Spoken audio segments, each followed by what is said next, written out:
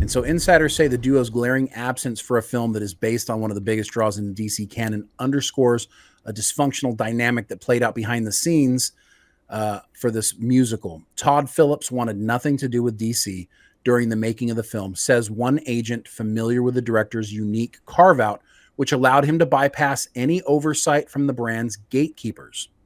So he made $1 billion basically and then didn't have to listen to anybody. Although James Gunn has publicly supported the film on social media, Phillips has distanced himself from the DC brand. So there was no DC, if you notice, there was no DC Studios logo at the beginning of this movie. You know, it's funny. I did notice that. Yeah. Isn't that weird?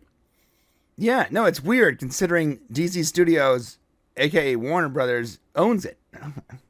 Yeah. If the first movie was about some down on his luck, mentally ill guy in a downtrodden city, it makes maybe $150 million worldwide. Right. Not $1 billion, says a source familiar with the internal awkwardness. People showed up because that guy was the Joker. Yeah, and that is a fact. Let me tell you something. When my brother-in-law was like, hey, we're going to go see the Joker, you want to come?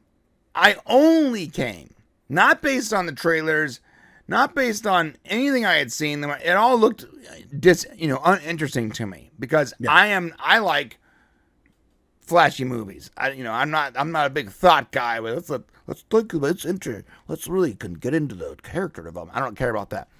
Which is why I'm okay with it because I like that in movies. Right. So I can, this is why I'm being a little bit on the side of, well, I'm pissed because I wanted to go see a Joker movie, but at the same time, I'm like, wow, that's kind of fucking brilliant.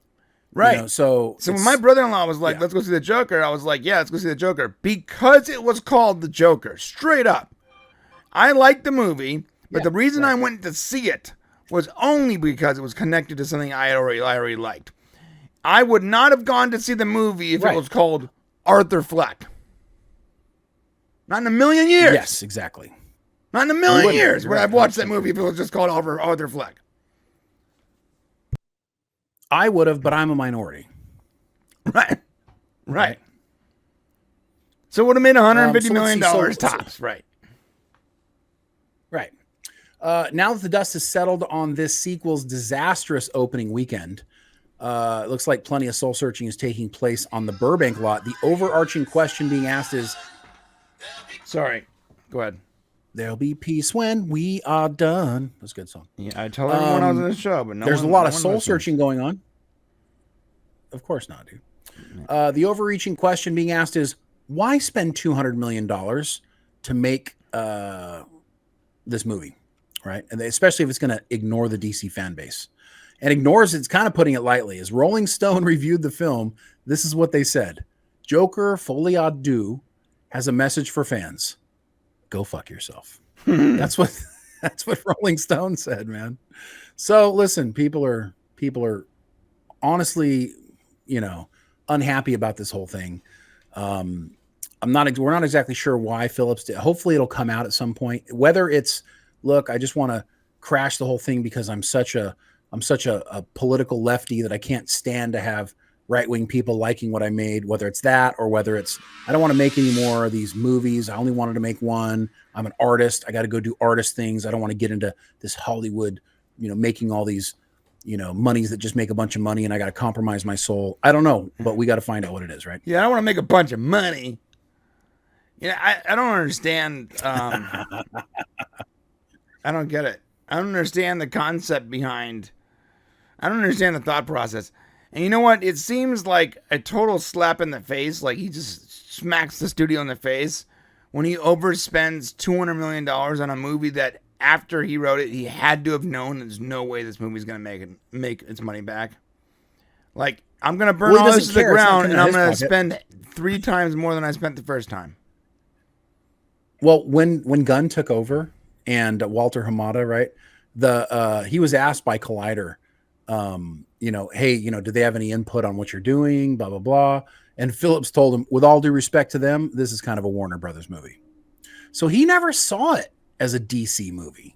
He never saw it as part of the DC story, and that's kind of where he's coming from, and which would explain why he doesn't give a shit that if it's not Joker at the end. And instead, it actually feeds more into the way he is creatively. He probably just fucking loves the fact that that's not the Joker and that he just twisted everybody up. Well, I don't. I'm I don't glad that necessarily we're know. almost done with all these, tangentially connected projects in the DC universe. I'm glad that all these little contracts and all these little shows and movies, all this bullshit is finally phasing out, and we're going to actually get into the James Gunn era of DC where he has control over where the story goes. Because I am so tired of the extreme hit or miss of DC, where it's like, hey, here's a good movie. Hey, here's a really bad one. Hey, here's a good idea. Here's Super Message, the sequel. Right. You know what? I'm so look. It can't be fast enough that we get done with all these stupid projects and little TV shows with super DEI characters. I'm over it, dude. I tried to watch the Teen Titans TV show. Oh my God, that is so trash. It's one of it is basically like CW produced by Reddit. It's the worst TV show with the DC logo I've ever seen. The casting is atrocious, horrible. Its characters are gay for no reason. Like random characters are super gay. It is a horrible, horrible show. Yeah. Well, we'll talk more about that on a separate segment. But just to be very clear here, this is all Warner Brothers' fault. Okay, Warner Brothers, they did not get. Listen, they didn't get involved with the first movie, and it went really well. So they kind of thought, well, we just won't get involved in the second movie, and it'll do what we want. But here's the deal: they gave Joaquin Phoenix $20 million, they gave Todd Phillips $20 million, they gave Lady Gaga $12 million. This movie's going to lose so much money. It's just sad, and they have no one to blame but themselves. So Lady Gaga, $12 million. $12 million, dude. You know what? For that much money, make her write an original song then, like something. Oh, maybe she did. I don't know. Can you grab Drew D's super chat there? He gave the break-in $20 one. I translated folie à deux, and it means delusion or mental illness shared by two people in close association. So it kind of makes sense. Yeah. Thank you, Drew D, by the way. It makes sense, Drew, because, Todd Phillips, what do you call him, whatever you want, the guy's not a dummy, okay? Right. And he's artistic, and listen, no matter what we say about the second movie, we love the first one. We loved his take. We loved what he did, right? So he's not a dummy, and at some level, this is, 5 years from now, all they're ever going to talk about is the fact that this guy wasn't the Joker. But it's a shame because if you watch this movie and you take away, and if you walk into it saying, and I did this, after finding out he wasn't the Joker, I rewatched the movies and I said, this guy's not the Joker. This guy's not the Joker. And I told myself over and over and over and over in my head. And after I was finished with it, I'm like, this is not bad storytelling. So, but I had to go through that process because I was really frustrated about the fact that he's supposed to be the Joker. Yeah. I hate it.